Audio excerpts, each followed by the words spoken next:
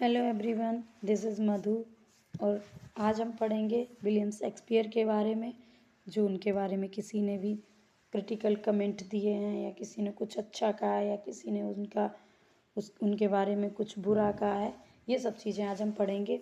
William Shakespeare हमारे बहुत ही prominent writer of Elizabethan age हैं।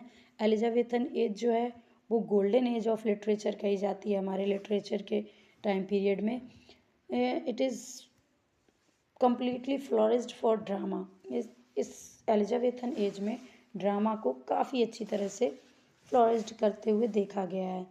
जो क्वीन एलिजाबेथ हैं वो प्रोवाइड करती हैं हमें क्या, social political atmosphere for the authors of this age. इस एज में जो आपकी एलिजाबेथ हैं उन्होंने राइटर्स को खूब सारी फैसिलिटीज़ दे रखी थी ताकि हमारा जो लिटरेचर है वो इस एज में फ्लोरिश्ड हो सके।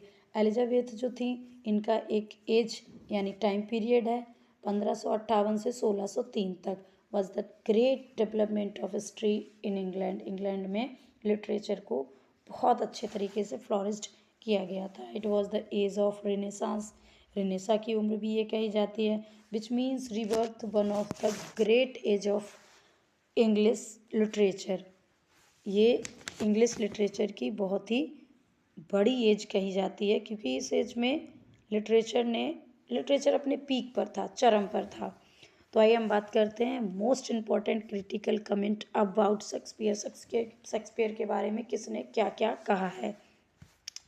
The phrase small Latin and less Greek is referred to Shakespeare by Ben Jonson. Ben Jonson ने अपना एक वर्क रहा है जिसमें विलियम शेक्सपियर को पहले खूब क्रिटिसाइज़ किया हुआ है कि स्मॉल लैटिन है और लेस ग्रीक है।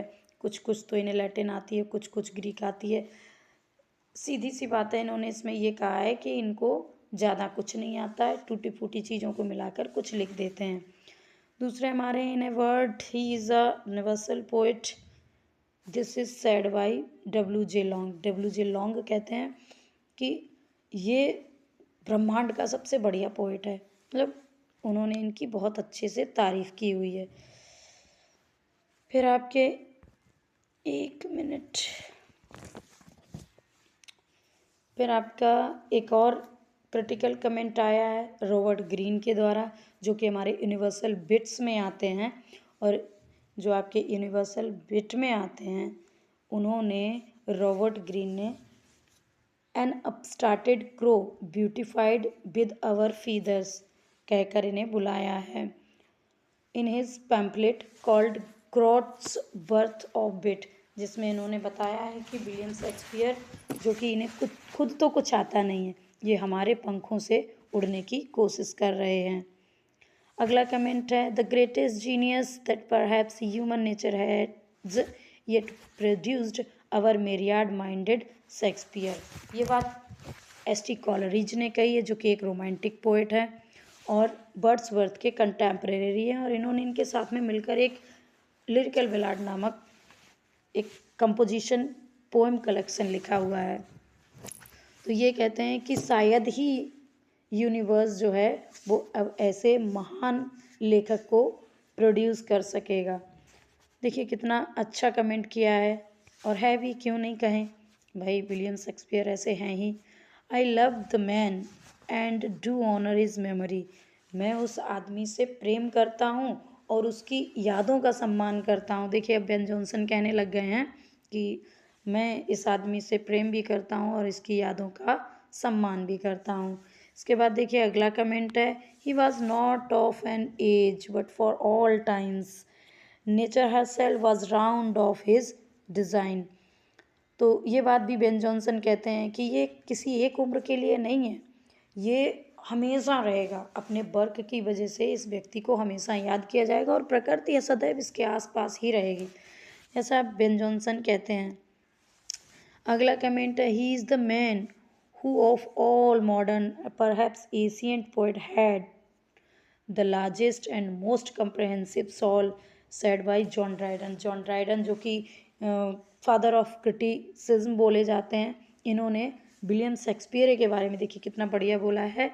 He is the man who of all modern perhaps ancient. ये कहते हैं आज ही नहीं ये व्यक्ति शायद पुराने से लेकर और मॉडर्न एज तक सबसे बढ़िया कंप्रहेंसिव सॉल्व रहा है।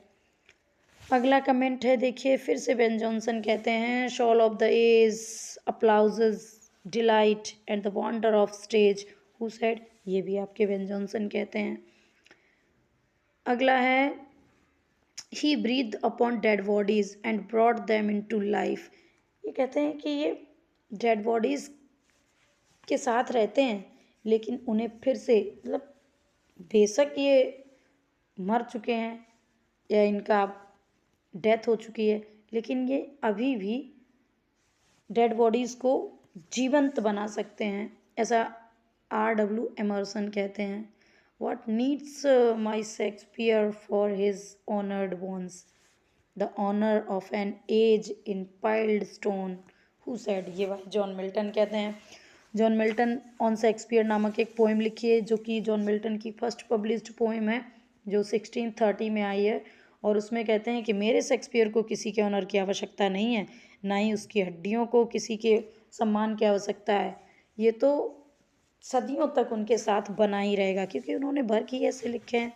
फिर देखिए अगला कमेंट फिर से, dear son of memory great heir of fame what needst thou such weak witness of thy name, कहते हैं डियर सन ऑफ मेमोरी, यादों के प्रिय पुत्र, ग्रेट एयर ऑफ फेम और प्रसिद्धि के राजकुमार या उत्तराधिकारी, what needst thou such weak witness of thy name, तुम्हें इन कमज़ोर सी चीज़ों की क्या आवश्यकता है, ये भी मिल्टन अपने ऑन शेक्सपियर नामक पोएम में कहते हैं। अदर अवॉइड्स आर क्वेश्चन, ये कहते हैं मैथ्यू अर्नोल्ड कहते हैं कि जब दूसरे हमारे प्रश्नों को अवॉइड कर देते हैं, अनदेखा कर देते हैं, the word free we ask and ask, और आपकी जो कला है वो फ्री है, आज़ाद है, हम उनसे कुछ भी पूछें और कुछ भी पूछते चले जाते हैं, the smallest and art still, और उसमें हमें सब कुछ मिल ही जाता है। मैथ्यू अर्नोल्ड ऐसा कहते हैं।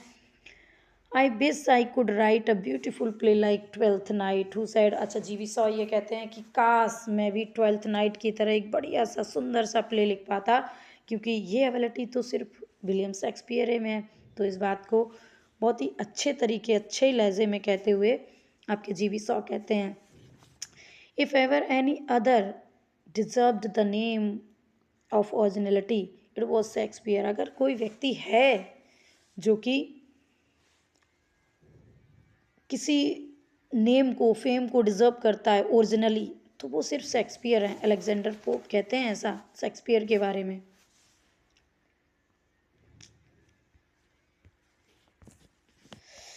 और इसके बाद फिर हैं आपके आई एडमायर हिम, ये बात जॉन ड्राइडन कहते हैं कि मैं एडमायर तो बेन जॉनसन को करता हूँ but I love Shakespeare. Him यहाँ पर बेन जॉनसन के लिए यूज़ किया गया है। देखिए बेन जॉनसन और शेक्सपियर कंटेम्प्रेरी राइटर्स थे, तो जॉन ड्राइडन इनके बारे में कहते हैं I admire him means Ben Jonson, but I love Shakespeare who said, ये जॉन ड्राइडन कहते हैं। ध्यान रखिएगा जॉन ड्राइडन जो है वो आपके फादर ऑफ क्रिटिसिज्म बोले जाते हैं। Dante and Shakespeare divided the world between them,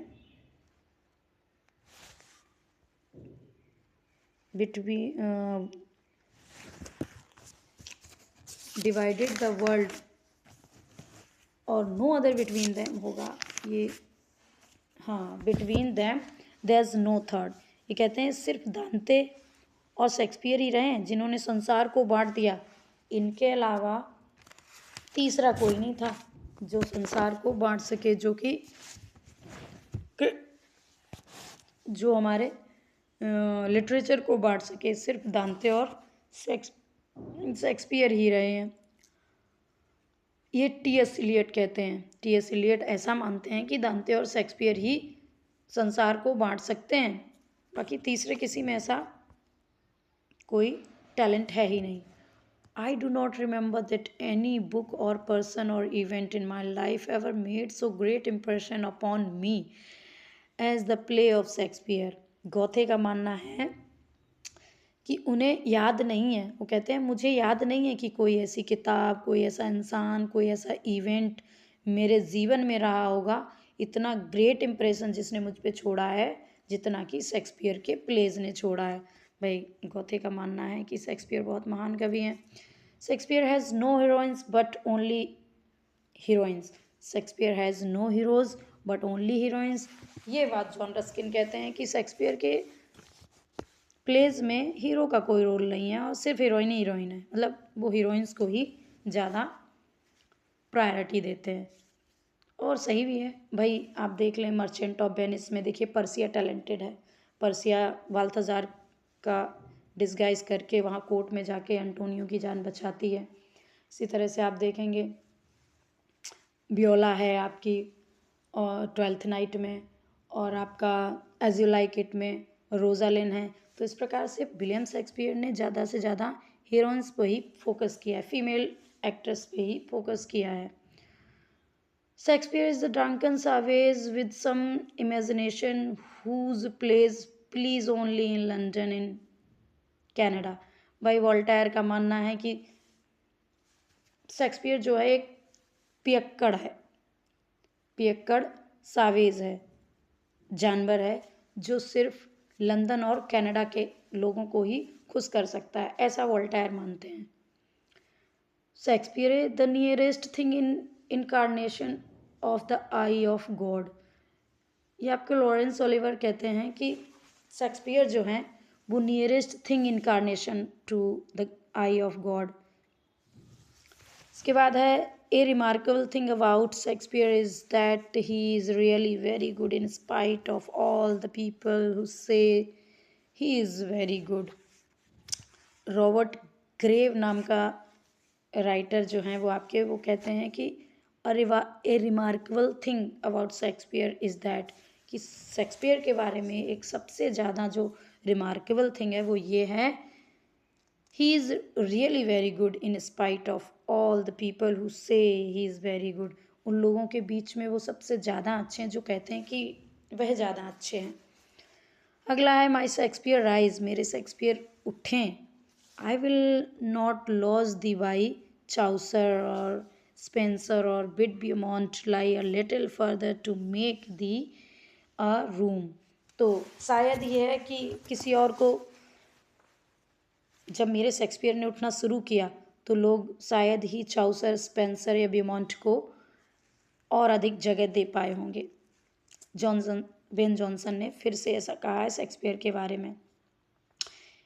if we wish to know the force of human genius, यदि हम मनुष्य के फार्स के बारे में जानने की कोशिश करें, जीनियस के बारे में, वी शुड रीड शेक्सपियर, तो हमें शेक्सपियर को पढ़ना चाहिए। If we wish to see the significance of human learning, और अगर हम इंसान की लर्निंग के बारे में जानना चाहें या देखना चाहें, we may study his commentators, तो हमें उनके कमेंटेटर्स को देखना चाहिए। विलियम हैजलिट ने ऐसा शेक्सपियर के बारे में कहा है। One of the greatest geniuses that ever excited Shakespeare undoubtedly wanted taste. Who said? Horace Walpole. Horace Walpole ने ऐसा अपना कमेंट किया है। वन ऑफ ग्रेटेस्ट जीनियसेस, उन सारे जीनियसेस में से सबसे महान, that ever existed Shakespeare undoubtedly wanted taste. Shakespeare वास्तव में कुछ चीज़ है जिससे कि उन्हें जीनियस कहा जाए। Shakespeare's magic could not be copied. John Dryden फिर से कहते हैं कि शेक्सपियर का जादू तो भाई कॉपी नहीं किया जा सकता। With that circle none durst walk but he, क्योंकि जब वो चलते हैं, जब उनका काम शुरू होता है तो फिर किसी को आगे आने की हिम्मत ही नहीं रहती है। Scorn not the sonnet critic you have frowned mid mindless of its just honour. कहते हैं शेक्सपियर के बारे में वर्ड्सवर्थ का मानना है, वो अपने एक सोनेट में कहते हैं कि अरे क्रिटिकों, अरे आलोचकों, स्कॉन मत करो। स्कॉन मीन्स होता है आलोचना करना, बुराई करना। बुराई मत करिए सोनेट की, आप लोग बेवकूफ़ी दे रहे हैं, माइंडलेस हो रहे हैं अपने ऑनर, सम्मान के चक्कर में। विद दिस की, और इस की के द्वारा Shakespeare unlock his heart, Shakespeare ने अपना दिल खोल के रख दिया है। उन्होंने अपना सोनेट के द्वारा ही अपनी चीज़ों को व्यक्त किया हुआ है। Brush up your Shakespeare who said, ये कोल पॉटर कहते हैं कि अपने शेक्सपियर से ब्रशअप कीजिए। ब्रशअप मतलब और थोड़ा क्लियर कीजिए, शायद इन्हें कुछ समझ नहीं आया होगा। Shakespeare witting, frustrating, surprising and gratifying who said, by Francis Scott Key Fitzgerald और एफएस, इन्हें दो नामों से जान सकते हैं, या तो हम इन्हें फ्रांसिस स्कॉट की फिजरलैंड कहेंगे या फिर एफएस फिजरलैंड कहेंगे। I have tried lately to read Shakespeare and found it so intolerably dull that it nauseated me। Charles Darwin कहते हैं कि शायद मैंने शेक्सपियर को लेट पढ़ना शुरू किया है जिसकी वजह से इनको टॉलरेबली डल लगा है। England's greatest writer in comedy and tragedy, England के सबसे ग्रेटेस्ट राइटर रहे इन कॉमेडी में भी और ट्रेजिडी में भी, ऐसा फ्रांसिस मेयर्स का मानना है। There's Shakespeare on whose forehead climbed a crowns, oh eyes sublime with tears and laughter for all time।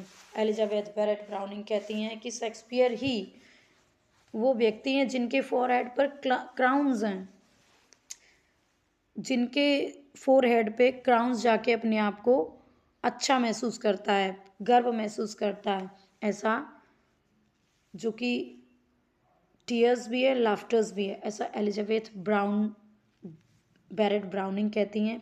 Elizabeth Barrett आपको शायद याद हो, एलटी में आपने पढ़ा होगा रॉबर्ट ब्राउनिंग के बारे में। जी बिल्कुल उन्हीं से रिलेटेड हैं। हनी टंग्स शेक्सपियर, ये जॉन बीबर कहते हैं। जॉन बीबर का मानना है कि हनी टंग्स शेक्सपियर, मीठा कर देते हैं, स्वाद से भर देते हैं शेक्सपियर हमारे। तो अगर आपको ये वीडियो पसंद आई हो तो इसी तरह से मैं और वीडियो बनाते रहूँगी। अगर आप थोड़ा सा भी सपोर्ट करते हैं, पसंद आई हो तो इसे लाइक, शेयर और सब्सक्राइब ज़रूर करिए। Thanks to all.